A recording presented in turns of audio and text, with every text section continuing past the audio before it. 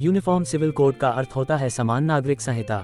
संविधान में भारत में रहने वाले सभी नागरिकों के लिए एक समान कानून का प्रावधान है, फिर चाहे वह किसी भी जाति, धर्म, समुदाय से संबंधित हो। समान नागरिक संहिता में शादी, तलाक और जमीन जायदाद के हिस्से में सभी धर्मों के लिए केवल एक ही कानून लागू किया गया है। यूनिफॉर्म सिविल कोड का अर्थ स्पष्ट है, सभी नागरिकों के लिए एक कानून। इसका किसी भी समुदाय से कोई संबंध नहीं है।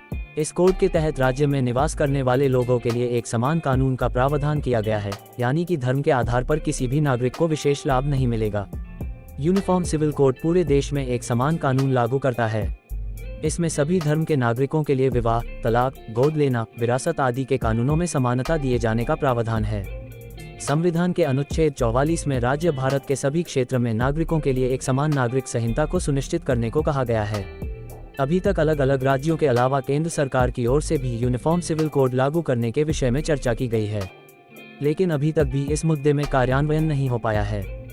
भारत में अभी सिर्फ एक राज्य है जहां यूनिफॉर्म सिविल कोड लागू है, वह राज्य है गोवा। गोवा में पुर्तगाल सरकार के समय से ही यूनिफॉर्म सिविल कोड को लागू किया गया था। वर्ष 1961 में गोवा सरकार यूनिफॉर्म सिविल कोड के साथ ही बनी थी। भारतीय संविधान के भाग 4 में अनुच्छेद 44 के अंतर्गत भारतीय राज्य को देश में सभी नागरिकों के लिए समान नागरिक संहिता का निर्माण करने को कहा गया है, जो पूरे देश में लागू होता हो।